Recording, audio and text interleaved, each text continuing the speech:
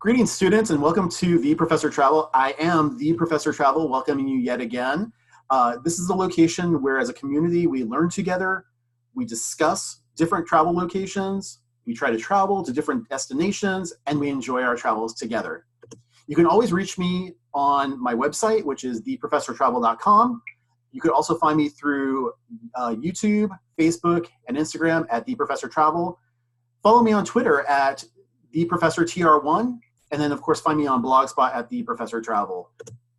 Today, we have a very special visiting professor. Justin Brant is with us. Please say hello to everybody, Justin. What's going on? Hey, thank you so much for joining us today. So for the students who are watching today, can you tell us a little bit about your credentials, maybe a little bit about your education and some places that you've traveled?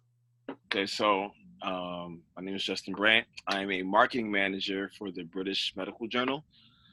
I got my bachelor's from Seton Hall University, my master's from University of Phoenix.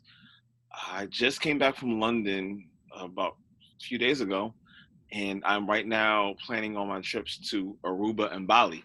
Wow, that sounds like a lot of fun. Lots of fun.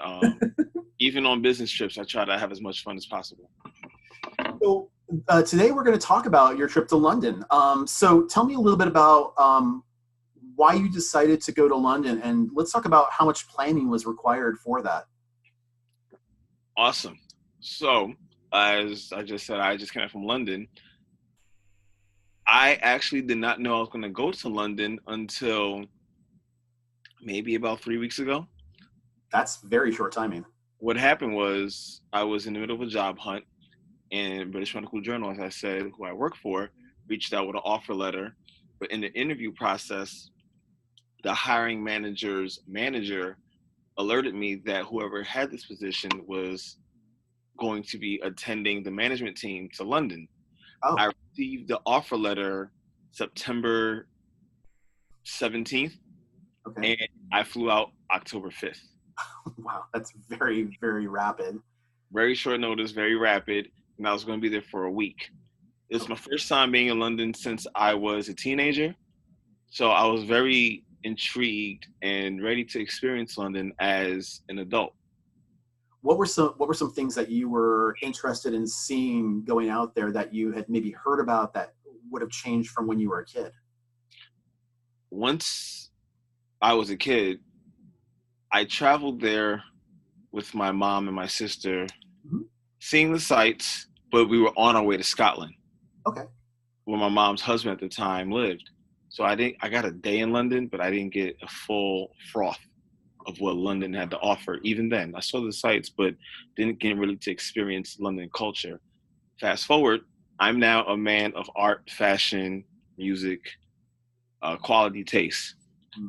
I landed Saturday night and alerted my friend who is a Londoner and asked her to take me all around London to experience London for what it is.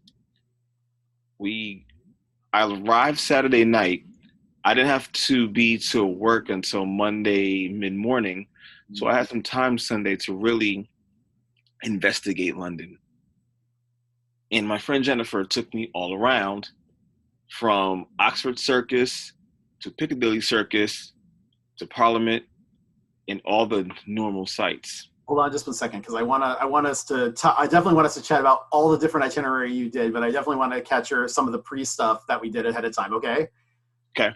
So in preparing for this, because again, you didn't have a lot of notice being able to go to London. Did you have to get your passport updated? Did you have to get any visas for the trip? Anything like that at all? None of that, because I normally travel out the country for pleasure to begin with. Okay. Everything was already ready. I already knew I had a chance to get this position, so I had capital set aside for the trip because I knew I was going to have to pay for it out of pocket, and then I'd be reimbursed because it's a career-changing move. Mm-hmm.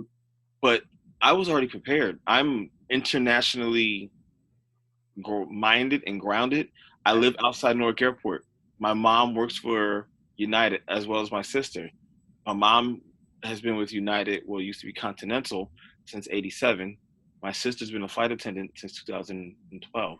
Wow, you must get around then a lot to different countries. I've been to, I'm probably working on I'm in the teens country wise. My first country I visited was England and Scotland, but I've also got to visit Australia. So I've seen a good piece of the planet, even though that was when I was younger. Now I've been traveling more international than ever before. My mind is already set to to travel international. I wonder if that actually brings up an interesting question, because when I was younger, I didn't have the funds to be able to travel. Now that I'm a little bit older, I do tend to travel a lot more. And I'm wondering if, as we mature, if there's that just the opportunities are better. I know we don't have as much time because we're constantly working when we're older. So, I mean, it brings up some good questions. I don't know if I've ever really delved into it, but it's an interesting thought process to kind of go into because of those things that are involved in that. I mean, what are your thoughts? With a parent who works for United Mhm. and a mom who is very worldly, I would love to describe my mom as being a very worldly person. My stepfather is French. Mhm. Uh, my mom gets a lot of her items shipped from around the world. She has more friends around the world than most celebrities do. It it was ingrained in me to be worldly. My mom was very lower Manhattan, which coming from the 70s and 80s were not your normal Americans. So I was brought up in an international nature. Mhm. Didn't have the funds like most people that grew up inner city, but my mom still worked for United and had that mindset. She has an apartment on the French side of St. Martin still, where she spends from her birthday, November 14th, to January 1st every year. Because she's been in United so long, she goes there for that's like her vacation and getaway. And I've been there a couple times. Understanding the international uh, feel has been ingratiated in me. And as I grew to be my own man, I always understood there's more to the world than just the New York City area, which I was so graciously lucky enough to grow up in. Yeah. To understand the world and living in and around New York City helped me out a lot. But to your point, it helps. It helps to grow up in that, but it's a mindset.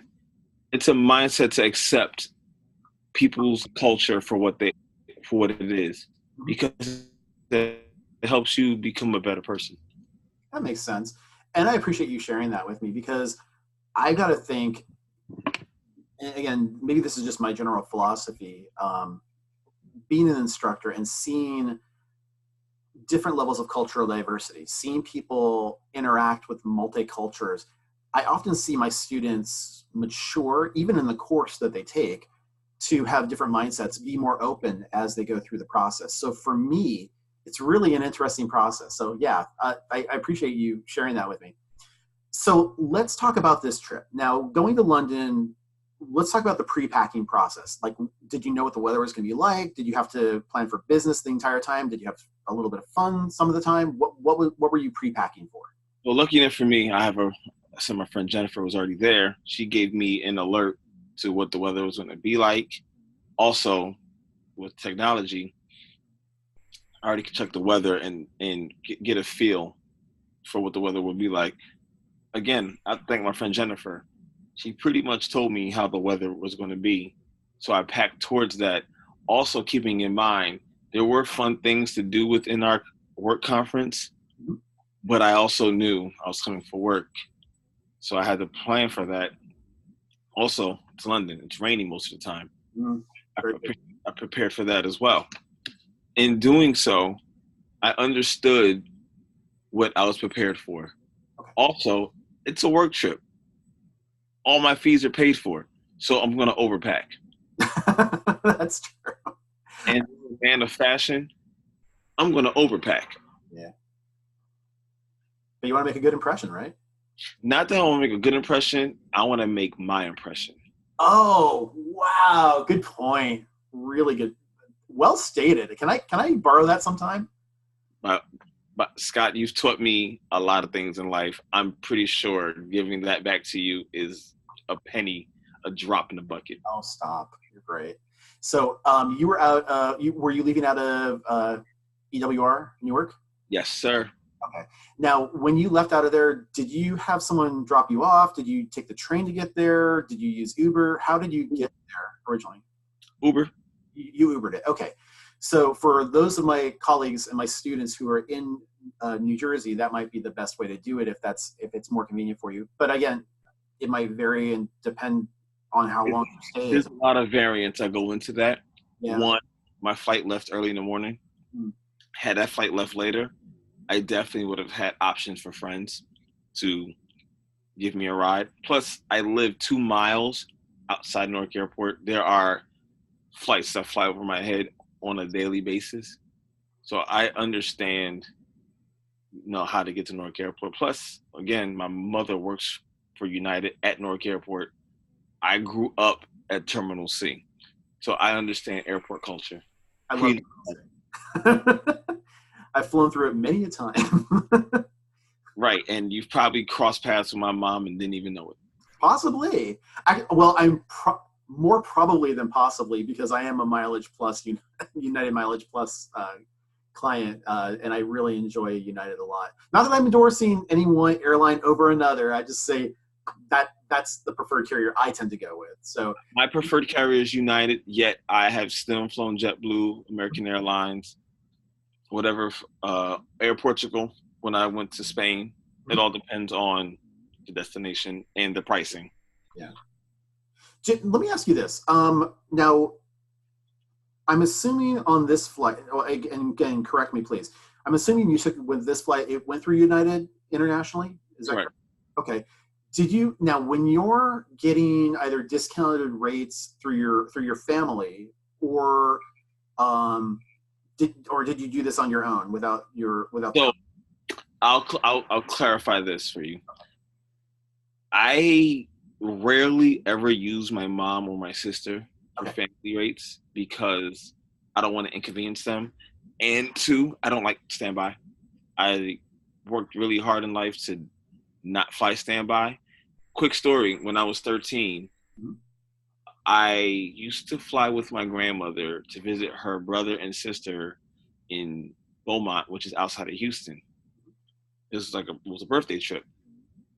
My birthday is April 19th. 1995, I flew to Houston with my grandmother and my sister. For all historians out there, April 19th, 1995 is a day that actually lives in infamy with the city of Oklahoma City. Oh, the bombing. That's right. When that happened, and a quick quirk, April 19th is a day of destiny because 93 was Waco. And again, I was in Houston, outside of Houston. What are you trying to say, man? Look. That was a horrendous time trying to get home because there was a federal investigation going on and we were trying to get home, as was other people, and we were bumped an entire day. No. I would never forget that feeling. We had to fly to Philly and then fly to North to get home the next day. That stuck with me for a very long time. And I promised myself, as long as I can afford the flight and it's not short notice enough, I will pay for my own flight. And my mom, if I'm flying United, has always put her hands in my flight, whether it's bumping me up to first class, understanding that who the pilots are friends of hers to take care of me, or even knowing who the airline attendants are to also make sure I was comfortable, or if there was an upgrade, push me up. That's so nice. That's the joy of having your mother work for United, and especially work for United customer service at Newark Airport. She can put her hands into a lot of different things. That's really nice. I'm glad you've had those opportunities. So that being said, did you fly coach or were you bumped up on this type of flight? I flew coach Okay. because I knew because plus in with what was United, Mhm. there is economy plus, which my biggest quirk is leg room. I'm Yeah, 6'2". you're a little tall. I need leg room. A little older. I need leg room. Did you Plus, just say you're older? I'm older, so my body aches a little bit more. Oh my gosh. If I get an aisle seat, classic, I'm good. If I get the whole aisle, even better. But Just hold on. I want to interrupt you for just 1 second. Just so the viewers know, I've known you December 2008. That's December 2008. So I mean, it's been over 10 years now since I've known him. So he was just a kid when I knew him, and now you're a mature gentleman, international traveler.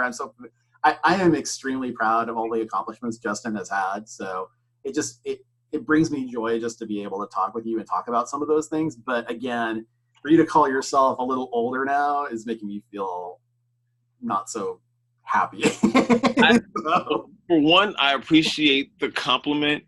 Two, it's a maturing process. You knew me for over 10 years. You also knew me first when I was about 30 pounds lighter and I was more agile, athletic, and I was bouncier. Now I'm a little bit achier. I have to see a masseuse. It's not the same anymore, my body, but it's the price of age. I'm not complaining about my life one bit. but you give up, when you give up, you get in wisdom too. So hopefully the experiences that you've had are providing you with an ample amount of wealth as far as My, that goes. my wisdom isn't showing, i.e., I'm not graying or receding. So let's keep that going. Good on you, man. All right, so you get on the flight, you're on your way to London. Now, how was the flight? I mean, was the food okay? I mean, what type? No, How long was it? on the flight. Mhm. Flight was perfect. Okay, A host of 100 movies, leg room, food choices. I will fly United till I'm no longer on Earth. very good. I'm kind of the same way too. I've flown a lot of different carriers. I'll mix up some stuff, but I would say probably about, and I do fly a lot. I would say probably about 30% of the time I'm flying United, and then everybody else is like maybe 1 or 2% across the board, just depending upon whether my organization's paying for it, whether I'm paying for it, if I'm getting special deals or stuff like that. Sometimes I'll find promotional stuff that's really kind of crazy, like really insanely crazy, and it's just when that kind of stuff happens, it's like having lightning hit you. So you just Well, being East Coast based, Mhm. I the number two and number three choices are JetBlue and Delta. Reason being, JetBlue's base has a huge base in New York. Also, due to pricing and also along with group trips, a lot of friends of mine would rather fly out of JFK due to the pricing, due to the majority of people. Also, JetBlue has a humongous New York base, and with friends of mine in New York, I can get a ride to JFK or LaGuardia easily, and also family. I can always hide my car somewhere and get a cheaper flight out of New York sometimes. All Do depends on the destination. you ever take the air train? I have with my last position at Taylor and Francis, I was on a trip to Miami that flew out of JFK. Just so happened it was cheaper to leave out of JFK and land in Newark. Okay. My office was at Grand Central. I worked remotely on Fridays. It was cheap to leave on a Thursday and come back on a Monday.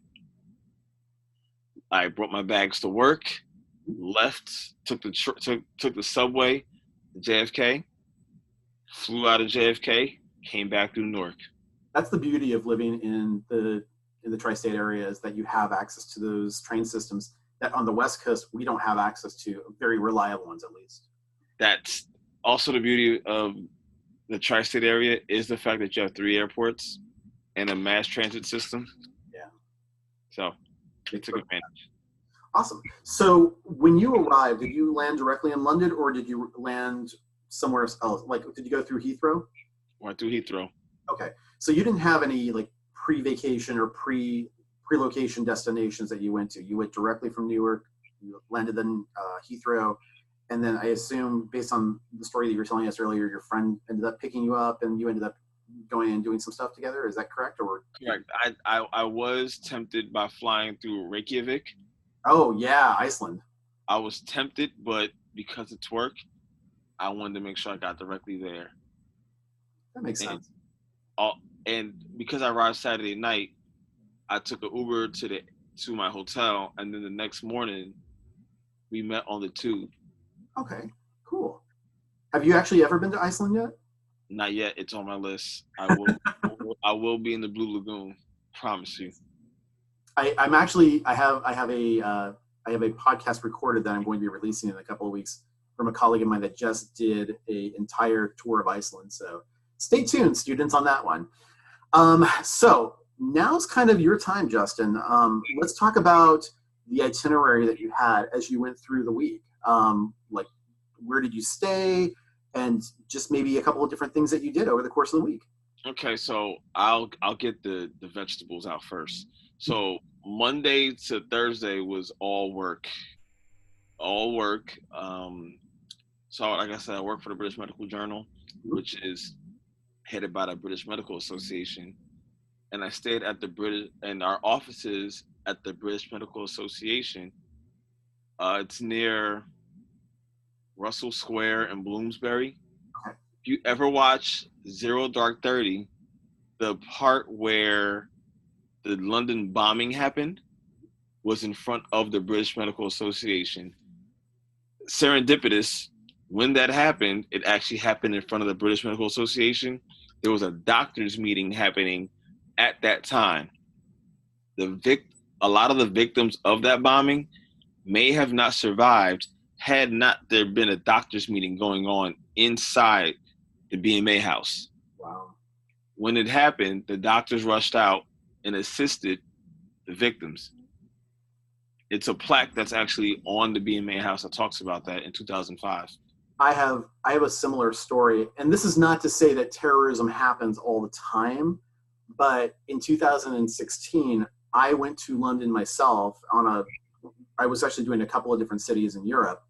I'm sorry, 2017. I apologize. It wasn't 2016. It was 2017. And while we were there, there was a bombing in the tube. Turns out it was not a terrorist, but it was not a international terrorist. It was a kid who let off a pipe bomb inside the tube area. And I'm like, you know what? I'm glad they found him. We took a taxi to get to where we needed to get to, and we asked the guy, hey, did you hear about the bombing? And he's like, yeah, I heard about it. The only thing that's really big is we're just going to have more traffic above ground than underground. I guess they're used to that kind of stuff over there, that it happens from time to time, but it's not anything that tourists travel or tourism. It's very remote. And again, London, for the most part, is one of the safest cities in the world. I will piggyback off of that and tell you, as a heterosexual black single male, I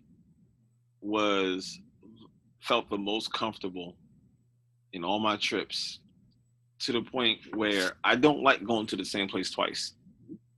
I will go to London again because I felt so at home.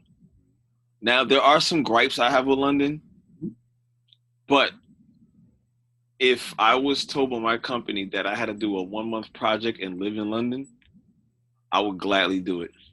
Can I ask you, what were some of the gripes that, I mean, I'm sure my students would like to know, what are some of the issues apart from food? Because I know that food is subjective.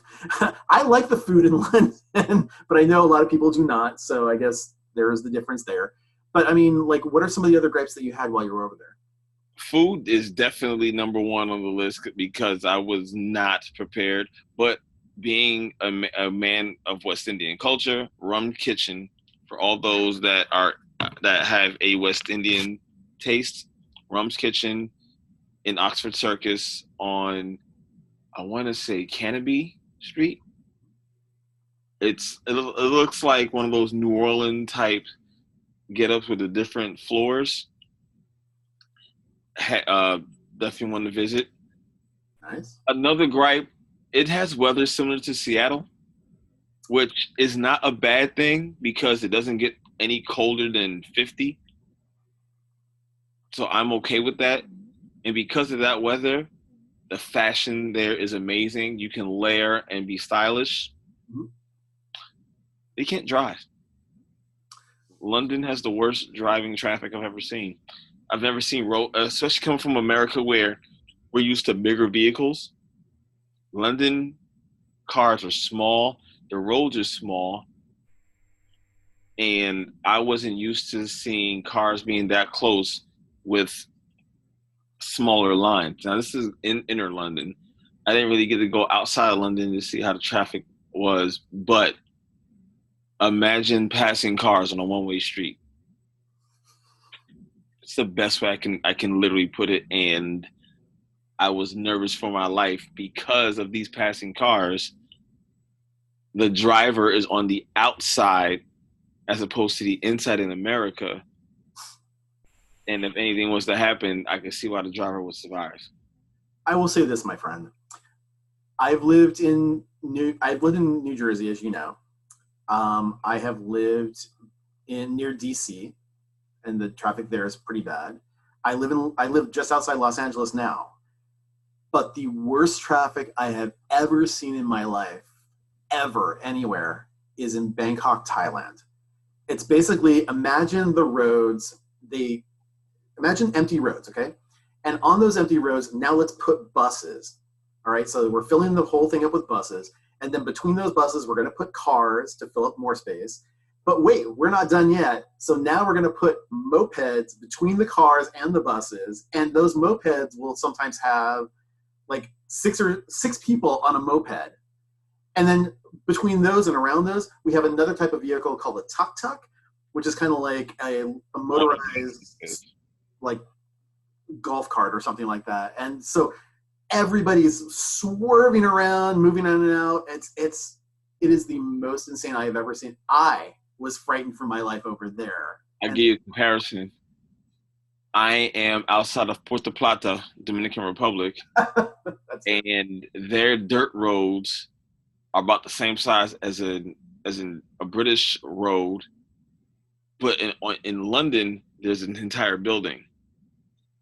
In DR there's a valley, and people have died because they pushed over to the right and gone downhill. Insane. Understood.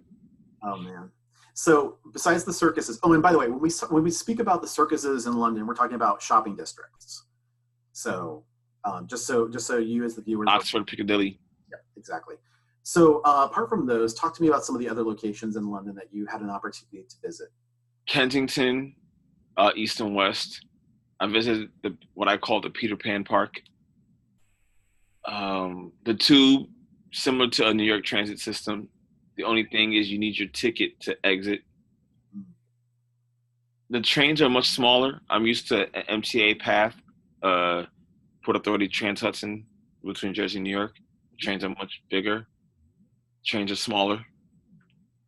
And the doors are a little different. There's doors at the end and the middle as opposed to just the middle. And that's about, I visited the London Eye, Big Ben's under construction. Yeah, it's going to be under construction, I think, for a couple of years. And what most people don't understand is that it's actually having problems with sinking because it's right on the River Thames. It's like right. In Venice, it's the foundation is waterlogged, so it's starting to sink, and they're having to prop it up and make sure that there's no issues with that. Same with Parliament too. Correct. London Tower, which seems to be a very liked picture of mine on Instagram, along with the London Eye. It's fantastic. You have a great eye for photography, by the way. If I tell everybody iPhone 11 Max, please go get it. Awesome. And now, when you were going over there, did you have any pre-planned excursions at all, or did you just kind of like, hey, I got to work. I don't know when I'm going to have some time available. I'll just taxi the whole way there. You know. So the Sunday. So remember, all right. the Sunday, I dedicated that to being around, and I put myself in my hands of my friend Jennifer, who was a Londoner, and I let her take me away. Monday to Thursday, I stayed in Bloomsbury, Mhm. and I was at a Holiday Inn. If you ever go, ask for Ahmed and Lopez. They took very good care of me, Awesome. treated me like one of their own. We walked to work every day because it was so close. Friday morning, I visited Buckingham. It was raining. I saw the changing of the guard. Nice. I did all that early in the morning because I knew I was flying out that day. Mhm. Um, I want to go back because Jennifer has more plans for me. Okay. But Monday to Thursday, I was working, so I would walk to the BMA house, work, and the BMA house is pretty much a castle where the British Medical Association lives and works, and the journal has one side. I call it Healthy Hogwarts. It is, it's a castle, and it was beautiful. I love English architecture, but I walked everywhere, and I was able to see architecture in London. I was able to breathe in the same air as opposed to just getting a ride there every day. Nice. When I was there last time, I didn't have an opportunity to do the London Eye, and I'm always told it's really kind of fun. You should do it. It takes about 30 to 45 minutes to go around or something like that. Yeah, I just saw the eye. I didn't have time to sit on the eye. Okay, cool. And then, gosh, what else? I was going to ask if there's I anything. also got confused to be a celebrity, but that's another story.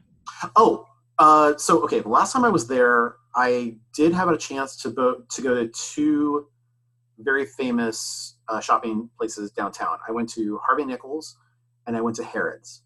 Did you have an opportunity to go to either one of those? Because I know you're kind of the fashion icon. Stop it. I went to Selfridges, and funny you bring this up while I'm talking about the whole celebrity bit. In Oxford Circus is a store called Selfridges, which is similar to a Neiman Marcus, and that's where I was confused to be a celebrity. Harvey Nichols, I passed by, I walked inside, cool. I have more to do from a social standpoint, which my friend Jennifer has planned for me whenever I go back. Mhm. Oxford Circus is the one place I really got to shop in. The Nike store, Carnaby, I'll get the name right. I'm probably butchering it. Street is where I also walk down and around. Okay. But I'm definitely into London fashion, Okay. especially being from in outside New York City. I'm very much into their fashion. It's very classic looking, and it's got a touch of the modern, but it's also kind of classic at the same time, which is kind of interesting. That's what I love about it. It has the classic British English look with a pair of Jordans. Yeah, exactly. So now let's talk about the disembarkation process. Your return back to the States. How was passport control? Did you have global entry or anything like that? Like how was your return? So I have a global entry, Okay. thanks to my mom being who she is. Getting through customs in Heathrow was fairly easy. Okay. I'm one to get to the airport 2 hours prior. I have lounge access, and I Oh, live to experience lounges of different airports. nice. Pretty much because I can drink all I want and go to sleep on the flight going home. Nice. So I got to experience that. Lounges were awesome, treated me well. I will say, if you're ever in Atlanta, stop F. They have a lounge there because that's the only lounge to go to. That lounge, there are guys that have treated me so well. And I just went there for a weekend. It was not international, but they accepted my card because I had one. Treated me so well. So shout out to the guys at Hartsfield International Airport. But London, London Heathrow is a beautiful designed airport. Easy in, easy out. 8 hours going back, three movies. got home. My mom and stepfather were at the airport, and they drove me home. So That's awesome. So good for you. All right. So now we come to the part where we're wrapping this up at this point. What are the takeaways from your trip to London? I mean, like, what are the pros? Not necessarily what are cons, because I don't necessarily think of traveling as having major negatives, apart from maybe what are some things that a first-time visitor to London might or should have been aware of, or that maybe you would have liked to have been aware of? And then maybe what are some cost savings or some best practices that you typically will use when you're traveling? one, I make sure I can use my cards, credit, debit, everywhere. That's the first thing. Two, I have no cons for London. Outside, I mean, the food is food, whatever. Weather is weather. I have no cons. I have no cons for London. I can tell you about cons for other places, but I have no cons for London. London is a place from a cultural standpoint, especially as a West Indian Black man, I could live in London and be fine. Excellent. And then when you were planning this out, do you use like a travel aggregator site like Kayak or anything like that, or did you maybe look to other sites, or did you just go directly on the? I went directly off of what friends told me, my friend Jennifer again, and open heart, open mind.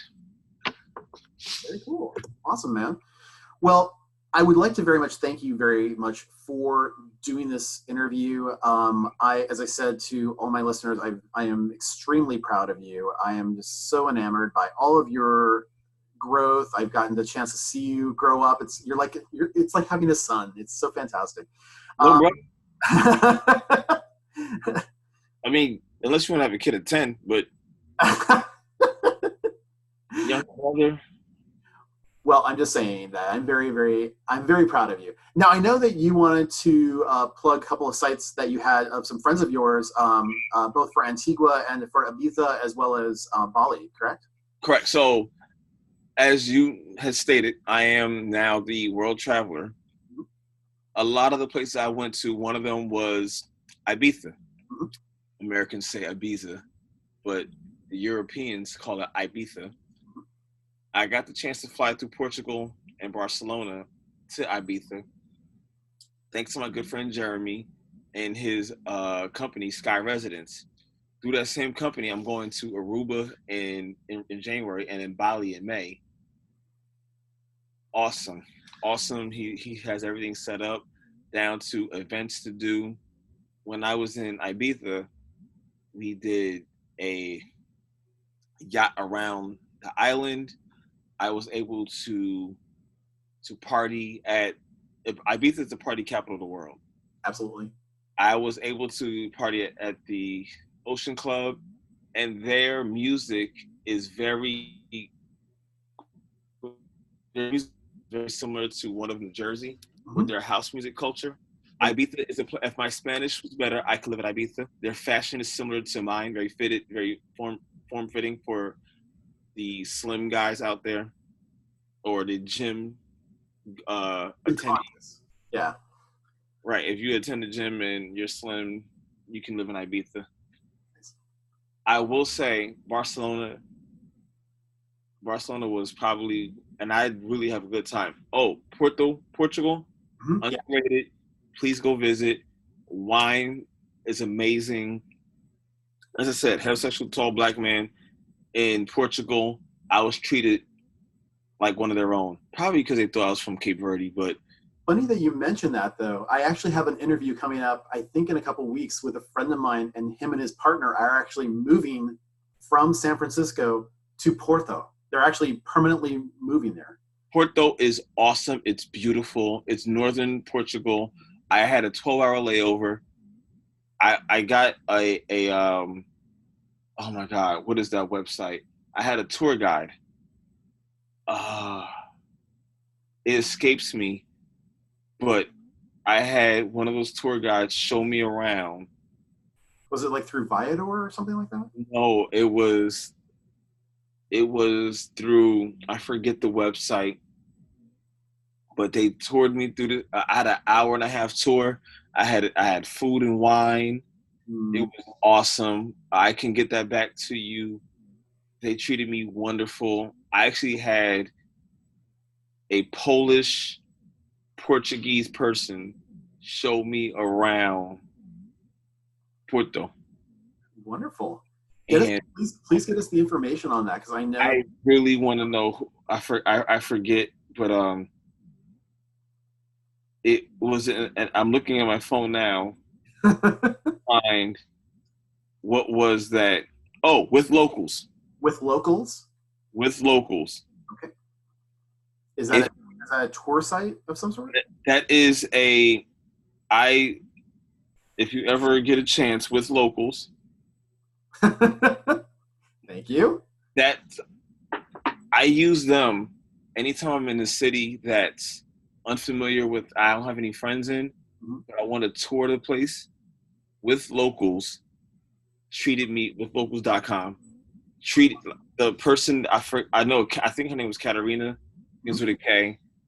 She gave me a wonderful tour of Porto because I didn't have any friends in Porto, but I had 12 hours to kill. I'm gonna go in town. I'm not want to sit in the airport. Makes sense. And you gave her a good review. I gave her an awesome review. She treated me well. I got to eat. I got to drink. I got to experience. And Porto, for those that don't know, Porto, amazing, awesome city. It's where you get port wine from. Awesome city, treated me well. As I was saying before, Barcelona. Even though Barcelona is a well-known city, I have friends of mine that experience racism. I have friends of mine that were pickpocketed. I had friends of mine that was discriminated against. And I'll tell one story. They went to some location and they made the girls buy t-shirts because whatever they had on was too form-fitting. Oh, because of the religious connotations there. That might have been it. But as reported to me, there were other women that had the same type of clothes on that were let in. Interesting. This is a very true. That is not cool. Yeah, I understand completely how. And most of my friends are African American, hip hop culture, men and women who go to the gym every day. They are cosmopolitan, well-educated people. So they understood what the situation was. I met up with them that night at a hookah lounge, and they all had clothes bought in Barcelona because they had to dress appropriately to get in certain places. I had friends that got pickpocketed by motorcyclists, which they had to go to consulates to get new passports. Yeah. Here's something I like to tell everybody: take a picture and email yourself your passport. In case things get taken from you, you have a picture of your passport in your email as well as your global cards. Absolutely. And would you mind coming back on in the future in order to talk about those trips to both Porto and over to Barcelona? I don't mind coming back on, and I don't mind bringing on my friends who experienced Barcelona for the first time in the way they did, because it's a story that you want to go into these trips with an open mind, and their minds are closed. Yeah. Same thing happened in Madrid, because I'm one who does group trips, as you can see with the websites I presented. Friends in Madrid have pictures of people black-faced making fun of African-American culture, actual African and African-American culture, or hip-hop culture, period, in the airport. But this is what we see in other countries. I have a friend of mine who could tell you about her time in Italy, and she's dark-skinned, dark African-American woman that was made fun of or ridiculed because she was dark-skinned. I think it's really important when we travel to understand the culture and the challenges that go along with it. Me being a white male. Now, granted, I have a couple of challenges myself, being like a gay white male, but also at the same time, you know, being It's not like you have a sign that says white gay male. Yeah, exactly.